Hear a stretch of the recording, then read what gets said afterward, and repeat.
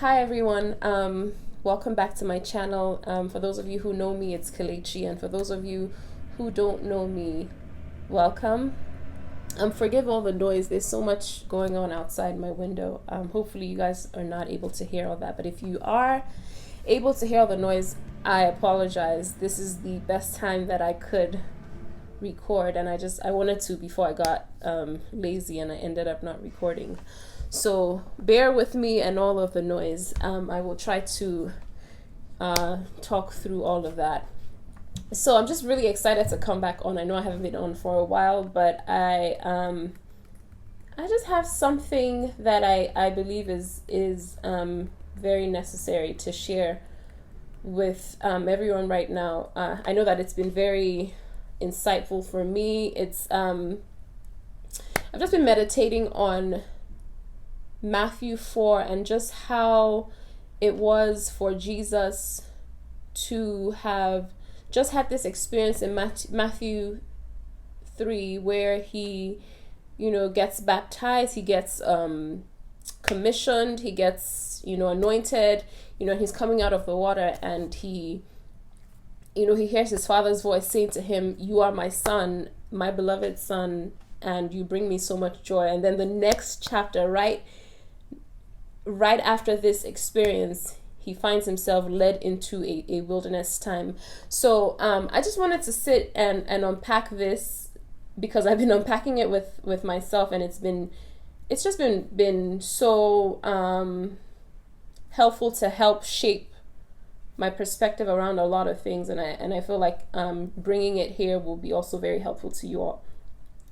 And so what we will be looking at is how he navigated this space of wilderness, barrenness, lack. I mean, that's usually what is characterized by wilderness spaces. It's just nothingness. It's hunger. It said he was hungry.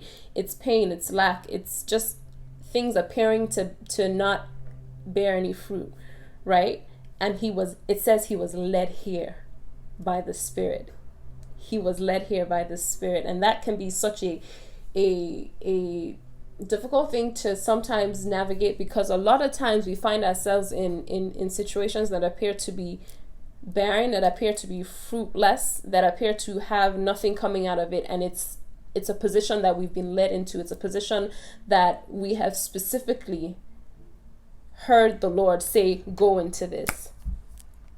And what can very easily happen is it's that in that space, we find that the enemy is allowed to come in and tempt us and test us, because this is usually often God's training ground for us to be able to be prepared for the next. Because in chapter 4, we see that right after this time span, Jesus begins his ministry. And so he had to go through this time of testing and being solidified in the word that God had given him before he was led into this space. So we see the timeline is that God gave him a word. This is his commissioning moment. God gives him a word, and then he's led into this space of nothingness, of hunger, of lack, before he is then appointed into his assignment. And so we will break down the events of this wilderness time, how Jesus responded to the tactics that were sent to, in essence, derail him in this time, but also strengthen his position of who God said he was. So the first test that shows up while he's in this space and he's hungry, remember that he was led here by the Spirit and he's hungry. And the first test we see is the enemy saying to him, "If you are the Son of Man, why don't you tell these stones to become loaves of bread?" Already we see that his first thing is to challenge the word that was given. The word that was given to Jesus was, "You are the Son of God." And then here in this space, the enemy knows that in his weakness, the best place to hit him is with the thing that his father said to him. Are you really the Son of God? Can you really be the son of God if you're in this space, you're hungry, you have nothing, you are looking around you and nothing seems to make sense? If you are really the son of God, why don't you try to figure out this thing? Why don't you try to prove this word that you have received by creating something, creating bread, creating something that will satisfy the hunger that you're feeling in this space of lack? If you are really the son of God, why don't you prove it by doing this thing? And how many times in our lives have we found ourselves in situations where we know, oh, wait, God led me here. I know that the Lord told me to do this and this and this and this, but I'm looking around me and I'm seeing nothing but fruitlessness. I'm seeing nothing come out of this. And the first challenge that comes is, did you really hear? Did God really speak to you? And if he really spoke to you, why don't you create something by your own might, in your own power? Why don't you go ahead and create something to appease your flesh, to appease your frustration, to appease whatever it is that is being raised up in this space of wilderness that you are in? Why don't you try to create something on your own terms that will prove the word that God gave you? And so we're now going to see how we're supposed to respond in that type of situation. Jesus said to him, no. The word says people cannot live by bread alone, but instead by the word that comes out of the mouth of God. Jesus knew that the only thing that was going to sustain him was the word that was given to him, not what he could do, not what he could create. Because in and of itself, bread is not inherently bad, but that was not what he was told to do. That was not what he was called to do in this space. If he was led here by the Spirit, then even in spite of his hunger, he knew that his Father's word was still solid. His father, he was a son of God, regardless of what he was going to do or not do. That did not define him. That did not sustain him. And that is the same type of outlook that we are to take when we're looking at situations.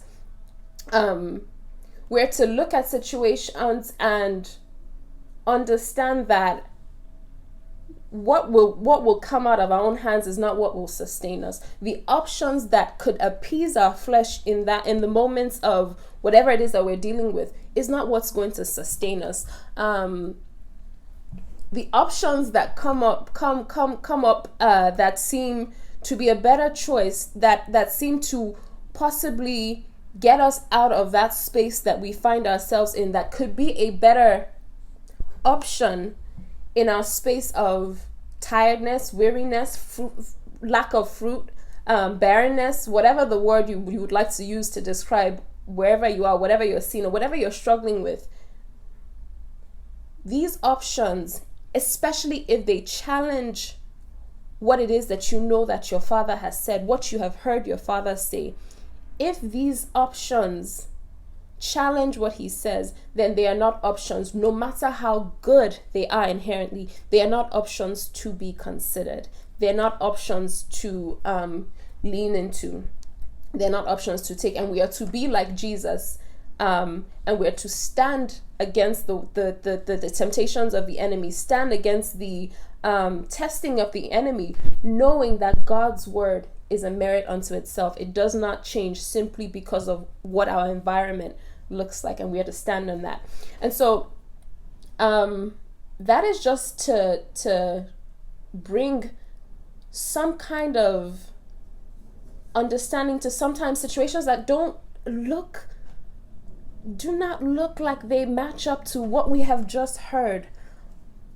But if we know what our Father says, then we can look at everything else, hold it up against his word, and if it doesn't match up, we can let it go. Understanding that who we are, who he says that we are, does not change regardless of what is happening around us. And so I don't want to make this video too long. The next video I will put out what's the word I'm looking for? Unpacking the next test that Jesus had to go through while he was in this space, what the enemy's tactic was and what his response was. I hope that this blessed you guys and you were able to just get something out of this short time. When you call me, I will respond. Yeah, when you call me, I will respond.